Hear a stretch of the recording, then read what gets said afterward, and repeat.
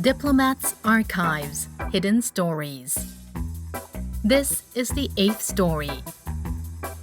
Today, we're going to take a closer look at a country that established diplomatic ties with South Korea 64 years ago, maintains a comprehensive strategic partnership with Korea, and as of 2023, stands as Korea's 5th largest trading partner. It's Australia.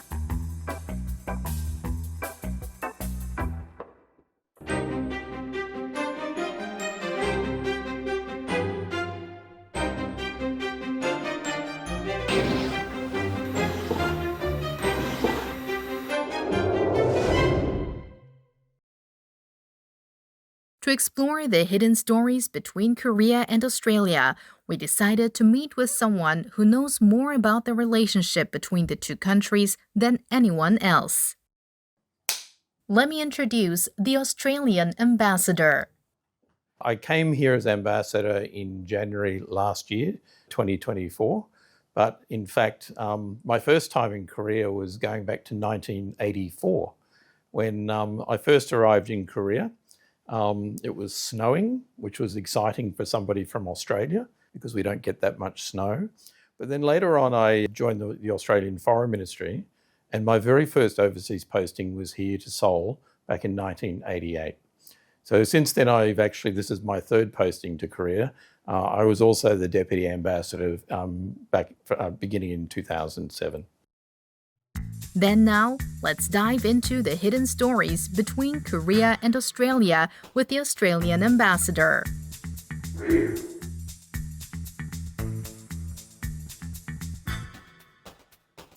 In fact, the relationship between Korea and Australia began long before the two countries officially established diplomatic ties. The first recorded instance of an Australian coming to Korea was back in 1889. There was an Australian missionary called Davies who came here to Seoul, spent some time in Seoul, and then decided that the best place for him to base himself was in Busan. So he made his way down to Busan, and unfortunately he passed away quite soon after. Following him, Australia dispatched around 80 missionaries to the Korean peninsula.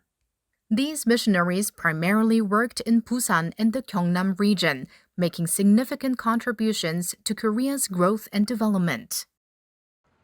While researching Australian missionaries who were sent to Korea, one missionary family in particular caught our attention. It was the McKenzie, or Mae family. James and Mary. They came to Korea at different times. They met here and married. Now, at that time, leprosy was a big problem, and James decided to set up a medical facility to treat people who suffered from leprosy. James McKenzie, known by his Korean name McKenzie, arrived in Korea in 1910. One of his main duties was to run Korea's first leprosy treatment center, the Busan Leper Hospital. To learn more about him, our team traveled to Busan. And here, we had the chance to meet an expert who has been researching the McKenzie family for the past 13 years. 저는 경기대학교 소송박물관 학예팀장으로 있는 배대호라고 합니다.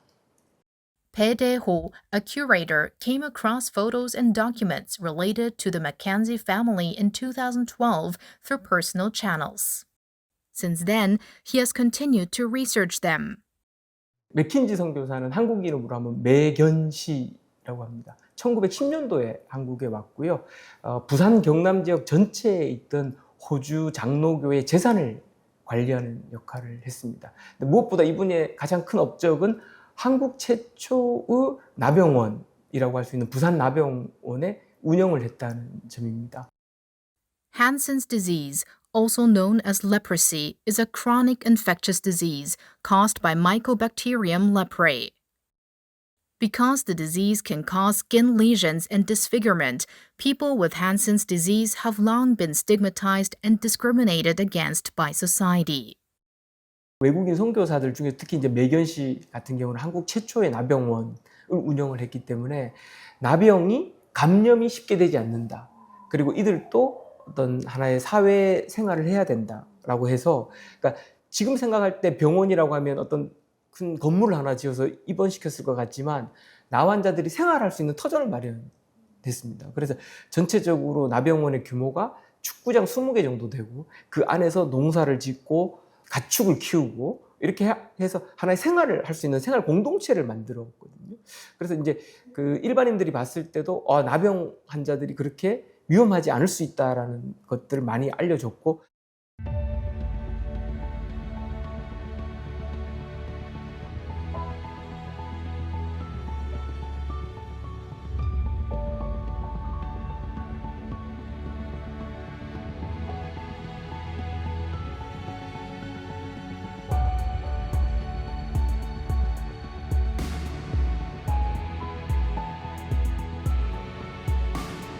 Not only James McKenzie, but also his wife, Mary Kelly, dedicated her life to supporting Korean Hansen's disease patients and their families.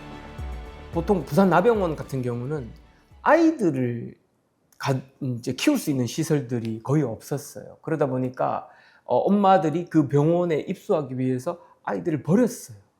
근데 이제 그 부인인 메리 캐리가 버려지는 아이들을 그러면 내가 키우겠다고 해서 지금 이 병원이 있는 집 근처에다가 1919년도부터 건강한 아이들을 위한 집이라는 집을 만들어서 키웁니다.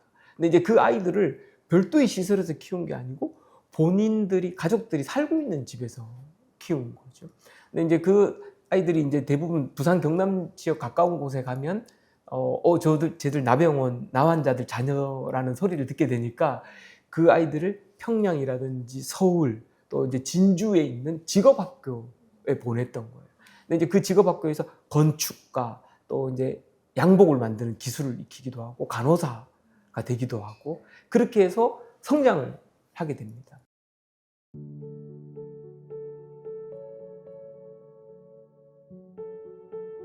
Mother, even in death, I will never forget your love. You must miss Korea deeply. When will you be able to come again? I will remember the love you gave me since childhood, for as long as I live. James and Mary cared for suffering Koreans with devotion. But the McKenzie family's kindness didn't stop there. Now, the McKenzie family itself, they had 5 children while they were here, 4 daughters and 1 son. 2 of the daughters of the 4, they actually, when they finished high school here in Korea, went back to Australia. One of them, Helen, trained as a doctor, and the other daughter, Catherine, trained as a nurse. And they came back to Korea. Helen McKenzie, or Meheran in Korean, and Catherine McKenzie, or Meheyong in Korean. In 1952, during the Korean War, they returned to Busan and founded Ilshin Women's Hospital. Ilshin Women's Hospital, founded by Helen and Catherine, or the Mae sisters, was renamed Ilshin Christian Hospital in 1982 and expanded into a general hospital. The hospital was first established here and later expanded into the 2 buildings you see now. Together, all of these buildings now form what is known as Ilshin Christian Hospital. You can really see the remarkable growth it has achieved. And we had the chance to meet someone who worked as a nurse and midwife at Ilshin Women's Hospital alongside the Mae sisters. 저는 일신 기독병원에서 38년간 근무하고 퇴직한 김영자라고 합니다. 반갑습니다. 평조산 간호사로 한 4년간 근무했어요. 근무하다가 매혜영 선생님께서 69년 5월부터 1970년 9월까지 호주 유학의 길을 열어주셨어요. In the 1960s, even domestic travel was difficult in Korea, let alone overseas trips. But Catherine helped Kim Young-ja study in Australia, supporting expanded educational opportunities for Korean women. 그래도 마침 그때 또 매 선생님이 안식년으로 호주에 와 계실 때예요. 그래서 멜번에 도착하니까 매 선생님이 초등학교 보내는 자기 아이 그거 하듯이 뭐 필기도구 이런 것도 사주고 여기서 이제 1년 조산 교육은 받았지만 또 호주에 가서 조산 교육을 다시 받았어요. 더 받았어요. 호주 조산사 면허도 따고. Helen left Korea in 1976 and Catherine followed in 1978. Kim Young-ja, who worked closely with them for over a decade, calls the Mae sisters angels. 아침에 회진을 갔는데 수건에다가 뭘 싸가지고 원장님을 고맙습니다 하면서 드렸어요. 우리 매 원장님 얼굴 빨개지면서 안 됩니다. 안 받습니다. 그러니까 그 환자가 원장님 이거 삶은 감자입니다. 우리 집에서 농사지은 삶은 감자 드릴 게 없어서 이거 삶은 감자입니다 이랬어요. 그러니까 그때서 원장님이 받으셨고 그때 이신병원에서는 환자나 보호자들이 고맙다고 뭐 주스 하나 사주는 거나 뭐 떡 하나 주는 거나 절대 못 받게 했어요. 받았다 하면 야단 맞았어요.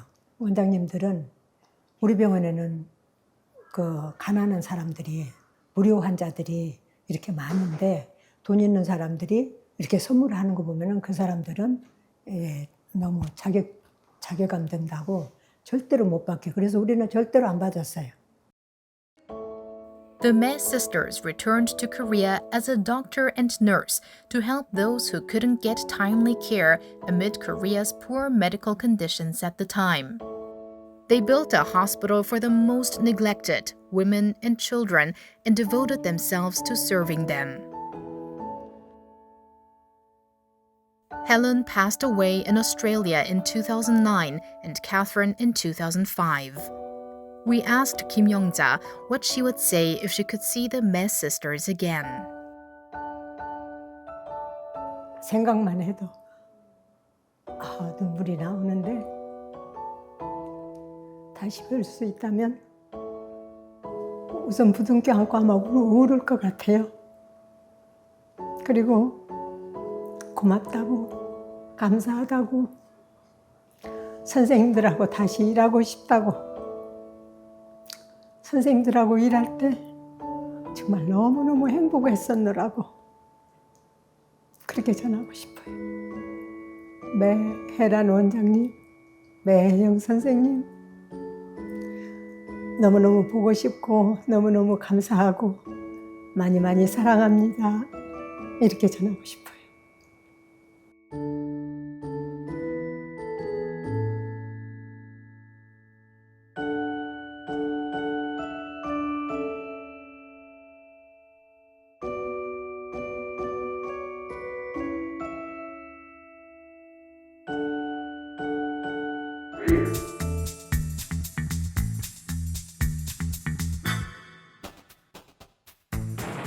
The Korean War broke out on June 25, 1950.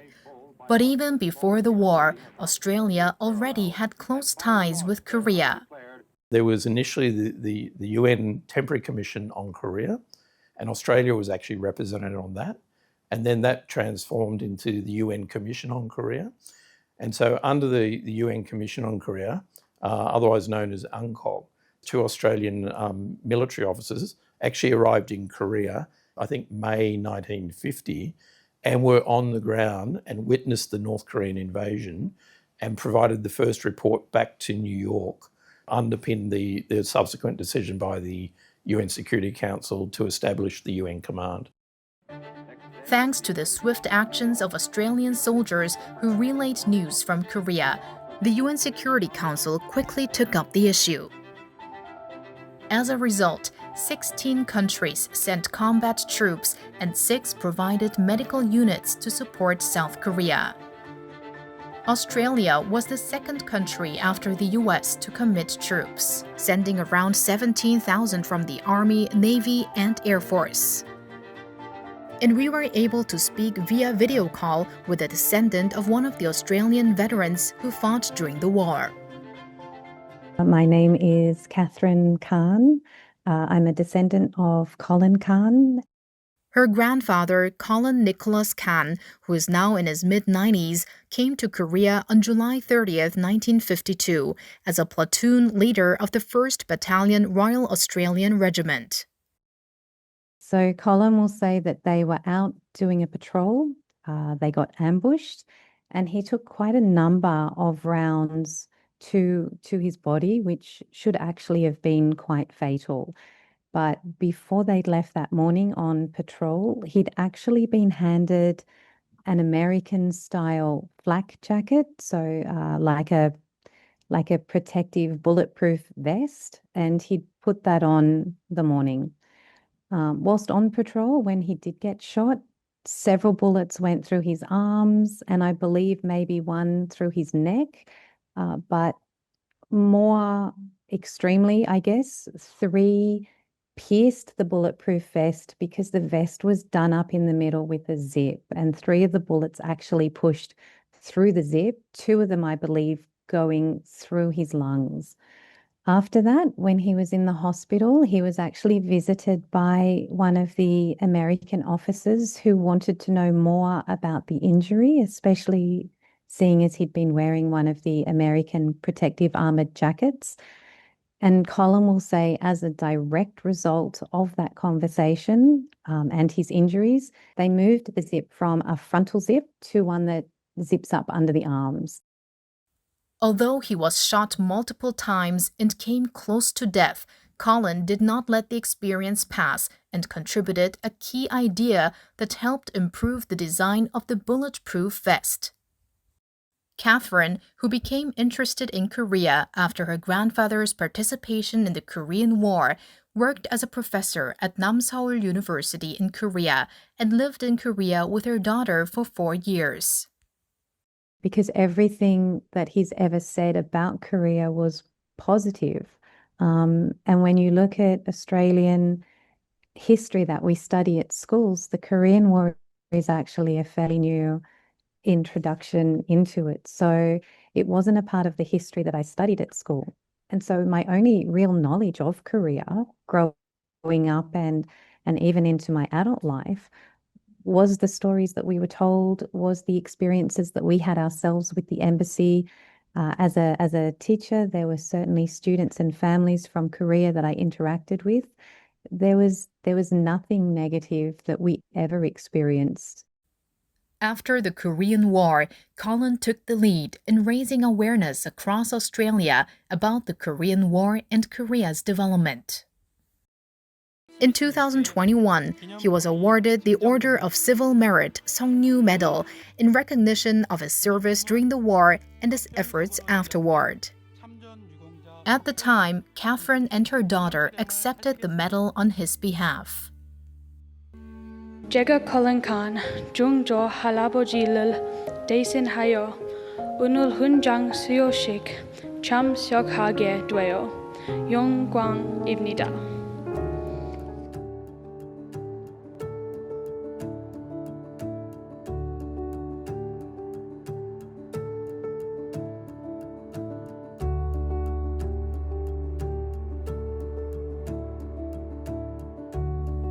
Currently, only about 1,000 of the Australian veterans who served in the Korean War are still alive.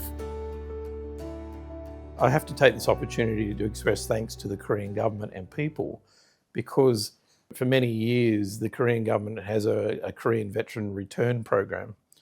And one of these people said, I decided to come back at the invitation of the Korean government. And I said, why did you come? He said, my wife said, I'm not getting any younger. This will be my last chance. I want to go. And he said it was the best thing he ever did to come back here and to see the success that the hard work of the Korean people in terms of the economic and political democratic development, and it makes them feel as though that sacrifice was well worth it. So the thanks isn't actually to the veterans so much. It's actually from the veterans to Korea for taking the opportunity that they were given in those early days to actually make this such an important and successful country.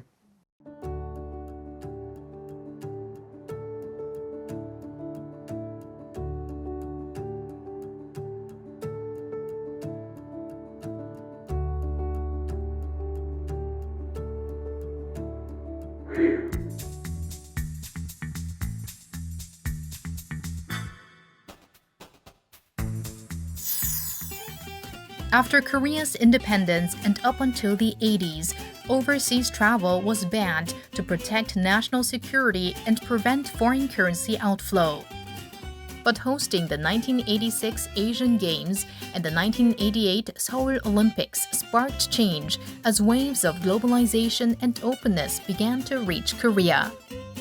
Then, in 1989, full liberalization of overseas travel was implemented. The embassy at the time was watching, and they eased those restrictions. And the embassy lobbied the Korean government to get permission to actually advertise tourism to Australia. Up until that, no country had been permitted to do that. Now, I was actually working with the Australian Tourist Commission at the time, and they asked for the embassy's advice as to who would be a good person to actually kind of promote this tourism. From the embassy's point of view, it was about opening up a new channel for people-to-people links, an opportunity for Koreans to go down to Australia to enjoy the experience, the opportunities in Australia. And that is how the first ever Australian tourism TV ad aired in Korea in 1991. Would you like to take a look at the ad from back then? 저의 친구 세계적인 골퍼 그렉 노만, 그의 아름다운 조국 호주를 아십니까? 때묻지 않은 대자연과 평화로운 동물들의 나라, 따뜻한 사람과 함께하는 건강한 휴식이 있는 나라, 그 풍요로운 꿈의 대륙, 호주로 당신을 초대합니다. As you just saw, the ad featured famous Australian golfer Greg Norman and well-known Korean actor Park Geun-hyung. Greg Norman is a professional golfer from Australia who held the world's #1 ranking for 331 weeks throughout the 1980s and 1990s.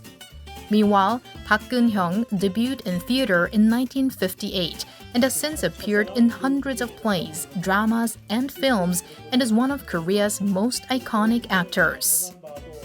There were a few people considered. It just so happened that Mr. Park had come into the embassy to apply for a visa. And through that, my wife and I got to know him and his wife. And there were a short list of people, actors and things, but we thought Mr. Park would be an excellent choice. Now, at that time, golf was actually becoming increasingly popular in Korea. So we teamed up with famous Australian golfer Greg Norman, and Mr. Park went down and they did the ad, and that ad was incredibly successful. It was the beginning of Korean tourism to Australia. The number of people visiting Australia for tourism rose from about 870 in 1989 to around 288,000 in 2023, an increase of roughly 330 times over 34 years. Another turning point that further expanded people-to-people exchange was the Working Holiday Agreement. A working holiday visa lets young people live and work in a country for a set time. Korea and Australia signed this agreement in 1995. In fact, Australia was the first country Korea made such a deal with. In 1995, only 32 Koreans traveled to Australia on a working holiday, but today, that number has grown by about 375 times. Now, these working holiday schemes are incredibly important in building those people-to-people links. This foundation serves the development of the bilateral relationship very well. In a way, although there was no program at the day, the fact that I was able to come here as a young university student gave me a taste of Korea that has continued with me since then. I've been very lucky to end up being ambassador here, but there are many other people that come here and make a contribution both ways to the development of the bilateral relationship. Looking back, the true foundation of the strong and close bond between the two countries has been the exchange between people, person to person, individual to individual. And in 2025, the Australian Embassy continues to strengthen ties by actively promoting Australia to the Korean people. Our team witnessed this firsthand in Jeonju, Jeollabuk-do Province. This is the Hanok village located in Jeonju. A special event took place here today. 2025년 전주 세계 문화 주간 호주 문화 주간을 시작하겠습니다.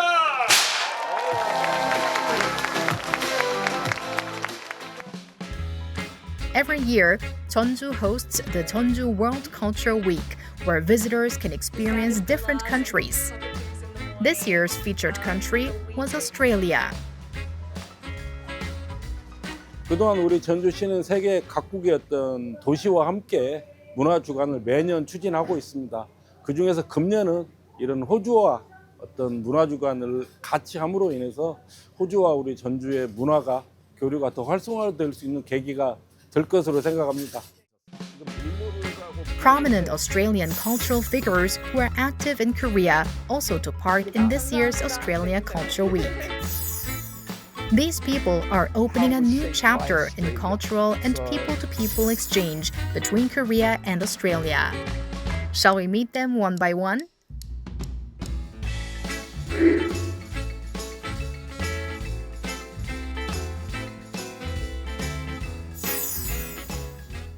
Summer comes, winter fades. Here we are, just the same. Don't need pressure, don't need change. The first person we'll meet is singer-songwriter Olivia Marsh. Born in Australia to an Australian father and a Korean mother, Olivia grew up moving between Korea and Australia. Olivia is also the older sister of Danielle from the girl group NJZ or New Jeans. Before her sister debuted, Olivia came to Korea from Australia and began working as a freelance songwriter. She then received an offer to debut as a singer. And in February this year, she released her first EP, Meanwhile.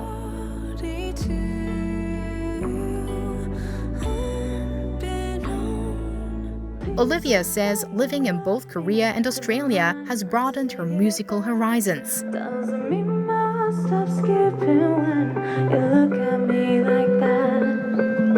There's no need to worry when you see just where we're at. Just both my mum and my dad influenced my music taste, and even being able to move to Korea when I was a kid, that move alone kind of opened up my world to so much more music. So yeah, it's amazing. I'm able to call both countries my home now. I love both countries so much, and I want to be at both at the same time. This is our next stop, a library in Jeonju. And here, children begin to gather one by one. Who are these children waiting for? 안녕하세요. 안녕. It's Sam Hamington. 난 호주에서 온 샘 해밍턴 아저씨. TV에서 봤던 사람? Sam first came to Korea as an exchange student in 1998, then returned to Australia. In 2002, he came back and made a chance appearance on TV. Since then, he has appeared on popular Korean variety shows like The Return of Superman and Real Men, establishing himself as a unique entertainer in Korea. Today, he's here to introduce Australia to Korean children. 블루이 책 읽어줄게. Sam will read to the children from Bluey, a popular Australian children's animation featuring Bluey, a 6-year-old cattle dog and her family. Bluey, Bingo, Mum and Dad are off to the beach. Beach! They set up the tent, roll around in the sand, and then race to the water. Bluey and Bingo pretend the waves are trying to splash them. Here comes a big one! The children focus on his story. After the story time, a Q&A session followed. Questions collected from the children in advance were delivered to Sam. 호주에는 어디서나 어느 지역에서나 동물들은 볼 수 있나요? 호주는 지역마다 볼 수 있는 동물들도 달라요. 예를 들면 코알라들은 북쪽에서 보기 힘들어요. 날씨 너무 따뜻해서. 또 제 고향의 빅토리아 주인데 거기에서 여종 펭귄 30cm 정도 된 펭귄들은 거기만 볼 수 있는 거예요. 자, The children gathered here seemed very curious about Australia. Their questions continued. 코알라 본 적 있죠? 참 재밌는 얘기 해줄까? 하루에 한 22시간 자거든요. 깨어있는 시간 많지 않아요. 대부분 코알라 보면 그냥 나무에 그냥 이렇게 자고 있어. Through story time and Q&A, the young children had a chance to get a little closer to Australia. Well, I think it's really important with any country to kind of, whenever we have problems, a lot of it comes down to misunderstandings. So what an event like this allows us to do is understand differences in different cultures, and also, sometimes we don't speak the same language, but we can overcome that with understandings of culture, understanding of what the other country is trying to portray, and I think that's really important. The final figure connecting Korea and Australia is 안녕하세요. 이 조셉이라고 합니다. 반갑습니다. Joseph Liggerwood, an Australian chef active in Korea, is the owner-chef of the restaurant Ep8. His restaurant earned a Michelin star in 2020 and maintained it through 2024, then was promoted to 2 stars in 2025. Recently, Joseph appeared on the globally popular Korean show Culinary Class Wars, gaining wider public recognition. Joseph worked in prominent restaurants around the world, but in 2015, he quit his job at the restaurant and embarked on a new adventure. So me and my friends, 4 friends, we actually started a pop-up restaurant group. We all quit our jobs, which all our parents advised us not to do, and we traveled around the world for 1 year, building pop-up restaurants in different locations. And the place he ended up in was right here, Korea. While hosting pop-up events in Korea, Joseph fell deeply in love with Korean ingredients and cuisine. He stayed on and opened his restaurant Ep8 in 2018. I think it's so distinctive. I think it's so unique and so 다양하다. It's so many different things. So you have sachol umshik, but then you also have this kind of food and this kind of food. And I think that's the kind of the main characteristic of Korean food, that it is food culture that has been around for thousands of years and has developed in such unique ways. So you get that kind of. There was also a chance to taste special dishes prepared by Joseph here today. 첫 번째 스낵은 메주 도넛이라고 합니다. The first dish already sounds exotic. If you're not Korean, you might not know what meju is. Briefly, it's blocks of boiled mashed soybeans that are fermented and dried. Meju is used to make soy sauce, doenjang and gochujang, but isn't eaten on its own. The second dish is called tree dish. It's a concept dish where you pick leaf-shaped finger foods from a wooden stand and eat them by hand.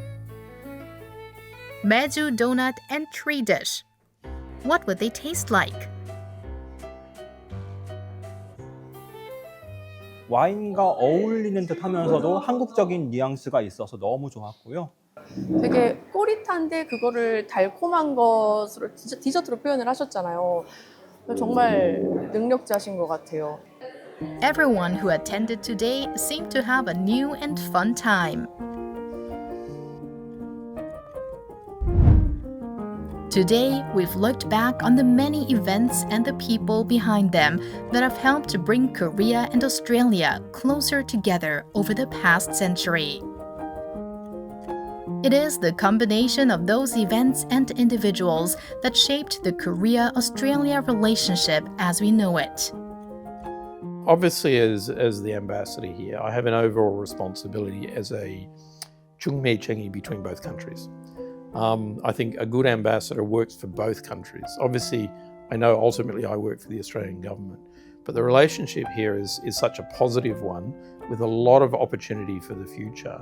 The normal things between governments in terms of economic and security cooperation, but ultimately it has to be based on people-to-people links. By remembering the past between Korea and Australia, committing to the present, and holding hope for the future, the two countries can grow even closer in the years to come.